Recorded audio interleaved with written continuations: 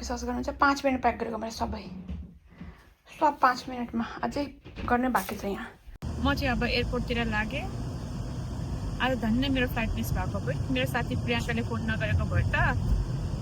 Oh my god. गयो? आज जेको नि फास्ट भयो। अन्त नि अब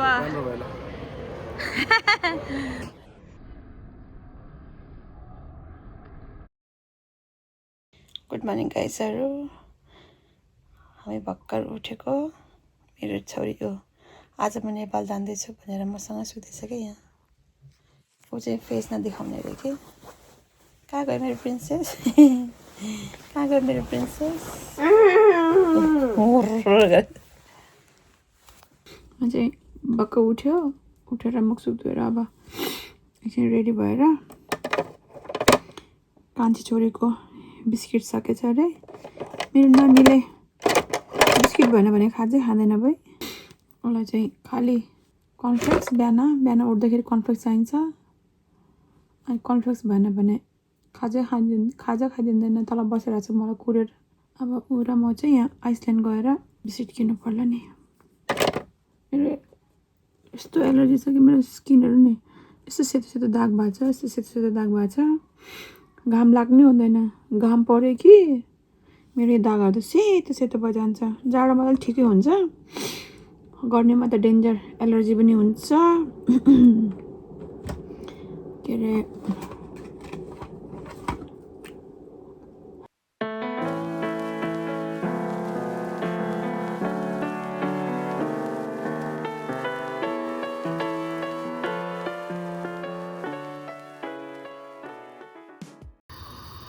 अरे आज चाहिँ म यो ब्रेकफास्टमा पुरिज खानु पर्ला।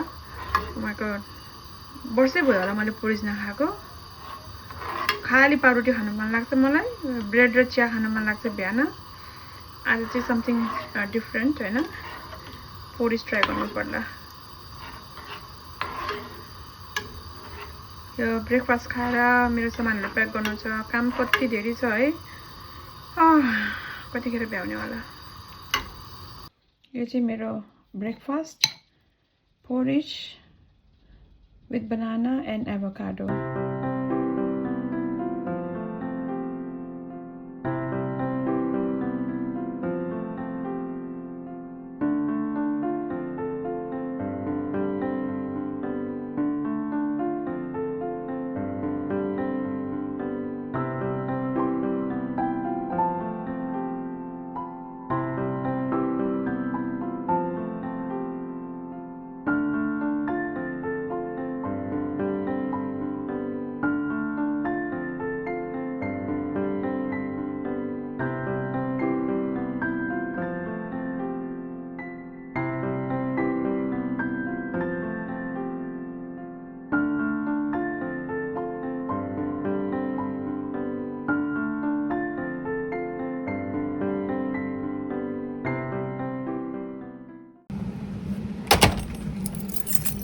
म र मेरो छोरी चाहिँ अब एकछिन आइसल्यान्ड पुगेर आउँछु।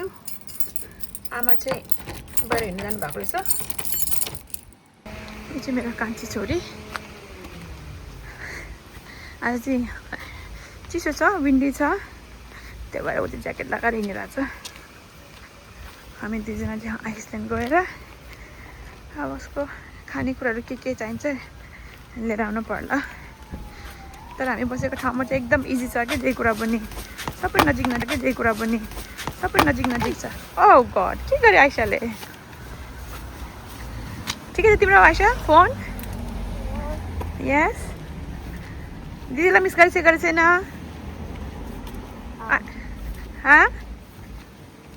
एभरेज रे के। अन्त आज चाहिँ ऊ चाहिँ अपसेट छ के, स्याड छ, अपसेट छ म नेपाल जाँदैछु भनेर। अनि त्यही भएर आज स्कुल पनि गएन।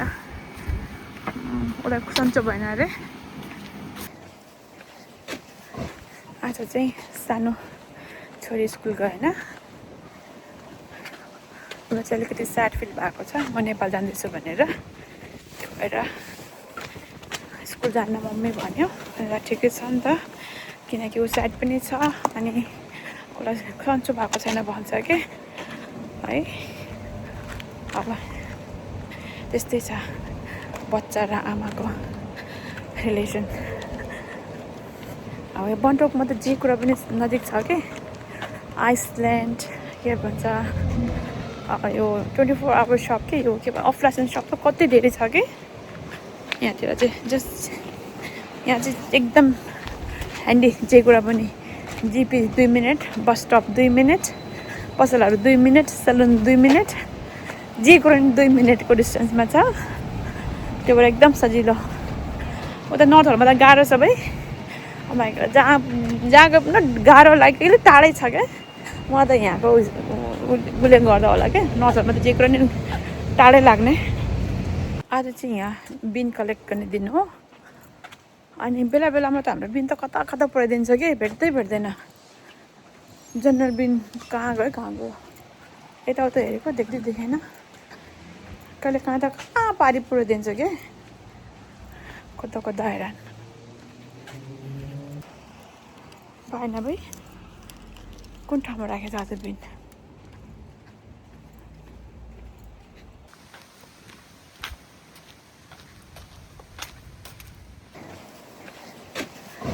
आज चाहिँ सानो छोरी स्कुल गयो होइन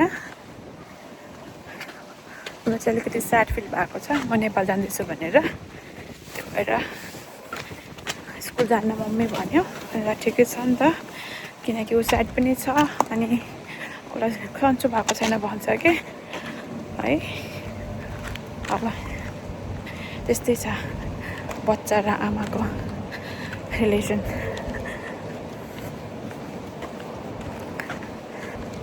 अब यो बन्टोकमा त जे कुरा पनि नजिक छ कि आइसल्यान्ड के भन्छ यो 24 आवर सप के यो के भन्छ अफलासन सप त कति धेरै छ कि यहाँतिर चाहिँ जस्ट यहाँ चाहिँ एकदम ह्यान्डी जे कुरा पनि जिपी 2 मिनट बस स्टप 2 मिनट पसलहरू 2 मिनट सलुन 2 मिनट जे कुरा पनि 2 मिनटको डिस्टेन्समा छ। त्यो भएर एकदम सजिलो। उता नर्थहरूमा त गाह्रो छ भाइ जहाँ गए पनि गाह्रो लाग्यो टाढै छ क्या। म त यहाँको उसले गर्दा होला क्या नर्थहरूमा त जे कुरा नि टाढै लाग्ने। हामी चाहिँ आइसल्यान्ड आइसक्यो। मेरो दुइटै छोरीको त बेस्ट हो आइसल्यान्ड जतिखेर पनि mummy we are going Iceland भन्छ। यहाँ कस्तो के सस्तो रहेछ कि 285 रे 600 कति ग्राम रह्यो तर त्यो सस्तो रहेछ यहाँ चाहिँ। के अरे आइसा डाइजेस्टिभ र Pringles? Yeah. Okay. Look at this. Oh my god, के हो त्यो? Okay. Cadbury. Thanks. खोइ के लिएर देखाउँदै त? बिस्किट, क्याडबरी अनि Biscuit. अनि Pringles. आइसा आज तिमीले कति मनी बनायो? 5 pounds. 5 pounds. Are you going to make every day 5 pounds? Yeah. ल आज आइसाको सपिङ हेरौँ न कतिको रहेछ। अनि उसले चाहिँ आज 5 पाउन्ड बनायो। म चाहिँ पछि भन्छु उसले चाहिँ के गर्दाखेरि चाहिँ 5 पाउन्ड कमायो भनेर। कर्नफ्लेक्स लियो मेरो छोरीको लागि उसको चाहिँ मर्निङ ब्रेकफास्ट उसलाई कर्नफ्लेक्स चाहिन्छ। हाम्रो चाहिँ एकदम क्विक सपिङ भयो आइसल्यान्डमा। आई थिङ्क होल जर्नी होइन घरदेखि आइसल्यान्डदेखि घर जाने सपिङ गर्ने लेस देन 10 मिनट्स लाग्यो होला कि हामीलाई चाहिँ। यस्तो कन्भिनियन्ट छ कि बन्टोकमा चाहिँ जे कुरो नि एकदम सजिलो। अब घर गएर मैले के प्याकिङ गरेको छैन मैले के लाने त्यो पनि हेरेको छैन। बल्ल आज चाहिँ सबै मिलाउँछु भनेर मैले नेपाल लाने लुगा होइन के लाने भनेर सब आज मिलाउने हो। मैले केही गरेको छैन। पार्सलहरू चाहिँ छ मैले पाउने 40 kg हो होइन। मेरो चाहिँ खासै सामान छैन। सपिङ पनि गरेको छैन नेपाल लानुको लागि टाइम पनि थिएन मसँग। अनि मम्मी र बाबाले पनि केही ल्याउनु पर्दैन यहाँ जे कुरा पनि छ केही ल्याउनु पर्दैन बरु अलिअलि मिठाई ल्याउनु भन्नुभएको थियो। चक्लेट चाहिँ किनेछु है। चक्लेट बाहेक मैले केही नै सपिङ गरेको छैन किनकि बिजी टाइमै छैन। अनि मैले लगेको मनपर्छ कि पर्दैन त्यही भएर मैले चाहिँ केही नै गरेको छैन। तर पार्सलहरू चाहिँ टन्नै छ आई थिङ्क 20 कति 20 केजीभन्दा बढी त पार्सलै हुन्छ होला मेरो तर ठिकै छ मसँग वेट छ होइन अनि सबैको पार्सल लगाइदिन्छु आज धेरै काम छ म चाहिँ यहाँ अन्डा बनाउँदैछु आमाको लागि आमा चाहिँ भर्खर हिँडेर आउनु भएको छ मर्निङ वक जानुहुन्छ every single day morning walk जानुहुन्छ उहाँ चाहिँ के खानुहुन्छ भनेको त खोइ जे भए नि हुन्छ भन्नुभयो यो अन्डा बनाइदिन्छु अन्डा अनि बिहान चाउरो भात बनाइदिनु भएको होला नानीलाई नन्दालाई त्यो चाउरो भातसँग यो अन्डा दिनु पर्ला यो चाहिँ मेरो लागि बनाइरहेको छु ए यो चाहिँ चाउरो भात यो चाउरो भातसँग अन्डा दिन्छु यो चाहिँ हाम्रो आमाको ब्रन्च ब्रेकफास्टको टाइम गयो लन्चको टाइम आउन आँट्यो यो चाहिँ ब्रन्च यहाँ चाहिँ आमालाई गार्डनमा खुब काम गर्न मन लाग्छ मजा मजाको फुल रोप्नु भएको छ आउनु है मम्मी ओ माई गड आज त अलमोस्ट मैले फ्लाइट मिस गरिदिन्थ्यो भाइ मेरो साथीले होइन प्रियङ्काले फोन गर्यो मलाई कति बजेको फ्लाइट हो भन्यो होइन अन्त नि आज म डबल चेक गर्छु भनेको त मैले 7:25 को फ्लाइट रहेछ म त 9:55 को बनाएको म त यताउता गरेर आएको थिएँ है राम्रोसँग किनि गर्दैन अब हतार सामान पनि हाल्यो है झिप्पै थियो माई गड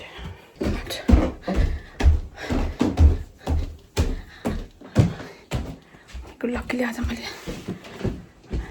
रहेछ म चाहिँ रेडी हुनु पर्यो अब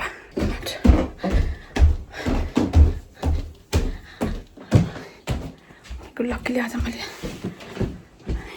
रहेछ म चाहिँ रेडी हुनु पर्यो अब विश्वास गर्नुहुन्छ 5 मिनट प्याक गरेको मैले सब 5 मिनटमा अझै गर्ने बाँकी छ यहाँ माई गड फर्स्ट टाइम होला भाइ यस्तो 5 मिनट ढङ सबै प्याक गरेको जस्तो पुगिसक्यो परमेश्वर पिता गुरु मत्स्य सुप्रभुस्य चिकर्ता धन्यवाद छ ल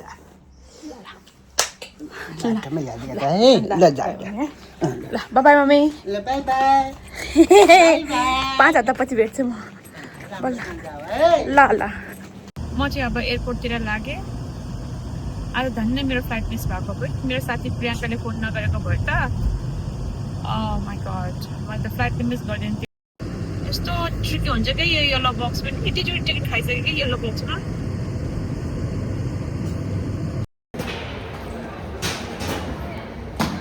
चेक इन भयो म मात्रै के मान्छेलाई अब आउनु थाल्यो गयो आज जिक्रो नि फास्ट भयो अन्त नि अब आज चाहिँ होइन लाइन त खाली के अनि लाइक म ढिलो भएर होला जान साथै फेट सबै कुरा आज प्याकिङ पनि त्यस्तै यहाँ के भन्छ अरे चेक इन पनि त्यस्तै भयो अब अगाडि हेर्दै जान्न कस्तो हुँदो रहेछ मेरो जर्नी यहाँ चाहिँ मेरो बुढा र मेरो छोरी आछ मलाई पुऱ्याउनु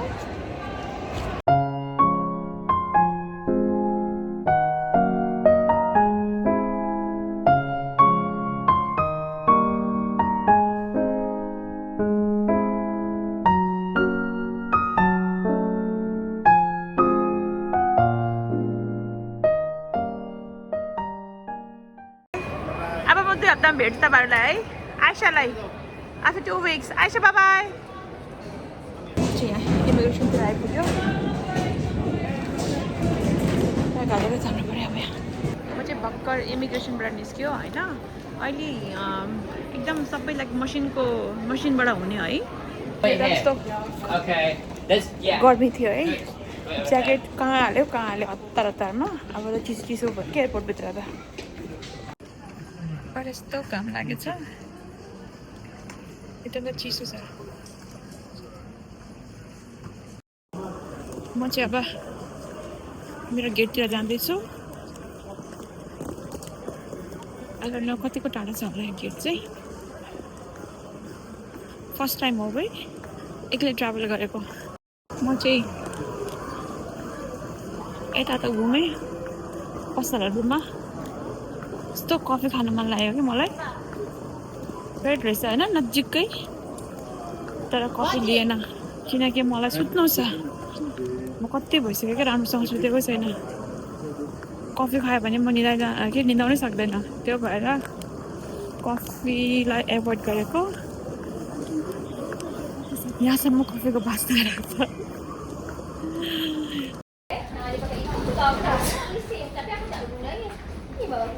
यहाँ पनि भित्र बसिसक्यो है हाम्रो छिमेकी मेरो छिमेकी भाइ बस्नु भयो बाबु छ एकजना है दिदी हुनुहुन्छ